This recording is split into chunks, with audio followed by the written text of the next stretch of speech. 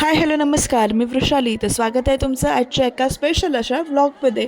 तर मी, विक्रांत, आई आणि बाबा आणि वीरा आम्ही गेलो होतो बाबांची भाऊबीज साजरी करण्यासाठी आत्याकडे दाट्याला. मी तर बऱ्याच वर्षांनी जात होते आणि वाटेमध्ये ना असं छान अशी म्हशी वगैरे चरताना बघून वीराला मजा येत होती.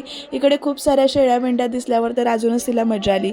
आत्याकडे गेलो, खूप छान छान गप्पा मारल्या, फोटो काढले आणि इकडे आत्याची भाऊबीज जी काही आहे ती आम्ही साजरी केली. इथे आत्याबरोबर वीराने सुद्धा बाबांना ओवाळलं. तिकडनं घरी आलो रात्री संध्याकाळी आणि मग घरी आल्यानंतर आमची भाऊबीज साजरी केली. आकाशदादा, उदयदादा आले होते. उदयदादा बँकेतून उशिरा आला होता, त्यामुळे तसाच तो आला होता आणि काव्यांशसुद्धा होता, त्यांच्याबरोबर आला होता, कारण वीराची भाऊबीज साजरी करायची होती. त्यामुळे ते सगळी एकदम गोळा झालो होतो. मजा आली, थोडाफार गप्पा झाल्या. पण काय यांना या भावांबरोबर ना गडबडीत फोटोज काढायचा विसरून गेले मी. प्रत्येकजण ओवाळून घेतल्यावर पळून लगेच निघून गेला, त्यामुळे माझे असा वैयक्तिक फोटोज काढायचा राहिला.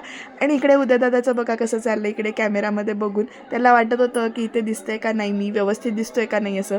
आमची भाऊबीज झाल्यानंतर इथे वीराने शौर्यला आणि काव्यांशला दोघांना औक्षण केलं. वीराला आता बऱ्यापैकी कळतंय, त्यामुळे तिचं तिचं तिला लावायचं होतं, पण मी इथे जरा तिला मदत करत होते. छान असा टिळा लावला शौर्याला, मग त्याला औक्षण केलं, ओवाळलं. मजा वाटत होती तिला हे सगळं करताना. आपणच आता ह्या मुलांना सांगितलं तर पुढे जाऊन ती स्वतःच्या ह्याने करू शकतील. हेच संस्कार आपल्याला पुढे पाठवायचे आहेत, पुढे द्यायचे आहेत. इकडे काव्यांशसुद्धा सांगत होता हळूच की तांदूळ लाव, तांदूळ लाव. म्हणजे बघा लहान मुलांचं किती निरीक्षण असतं आणि किती लक्ष देऊन एक एक गोष्टी त्या करत असतात. या दोघांची भाऊबीज झाली, म्हणजे माझी आणि झाली. त्याच्यानंतर इकडे विक्रांतची भाऊबीज सुरू झाली. पिंकीताई इथे आली होती, ती विक्रांतला इकडे औक्षण करत होती आणि सगळे मिळून एकत्र जमलो होतो, त्यामुळे थोडाफार मजा मस्ती सुरू होती. पण आमचं बारकं ना हळूच फोन घेऊन बसलं होतं. तुमच्याकडे पण असे छोटी मुलं आहेत का जी मध्येच असा फोन घेऊन पळतात? इकडे थोड्या नंतर आले, थोड्या आधी आले असं सुरू होतं, त्यामुळे प्रमोददादा नंतर उशिरा आला होता.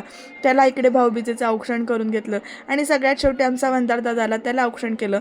पण त्याआधी ना इथे अन्नूची भाऊबीज साजरी झाली. इथे सगळे जमले होते, विक्रांत, वेदांत, तनीश, विनू सगळे आले होते आणि एक वेगळीच मजा चालू होती. अनु सगळ्यांना भाऊबीजेचं गिफ्ट देणार होती. ते काय पाहिजे सगळ्यांना, आणि त्याच्यामध्ये विक्रांतसुद्धा मध्ये मध्ये म्हणत होता की मला पाहिजे. त्यामुळे अशी चेष्टा मस्करी करत ना, बराच हास्यविनोद करत इथे भाऊबीज छान साजरी केली आम्ही. मजा मस्ती, हसून विनोद करून वीराची मजा चालू होती. फोटो विटो छान छान काढून घेतले. तुमच्याकडे सुद्धा भाऊबीजेला असे तुम्ही सगळे एकत्र जमता का ते कमेंटमध्ये नक्की सांगा आणि तुमची भाऊबीज कशी साजरी झाली ते सुद्धा सांगा. आत्याकडे गेलो होतो तेव्हा असे थोडेफार फोटो घेतले आणि घरातही बाकीचे भाऊबीजेचे सगळे फोटो घेतले.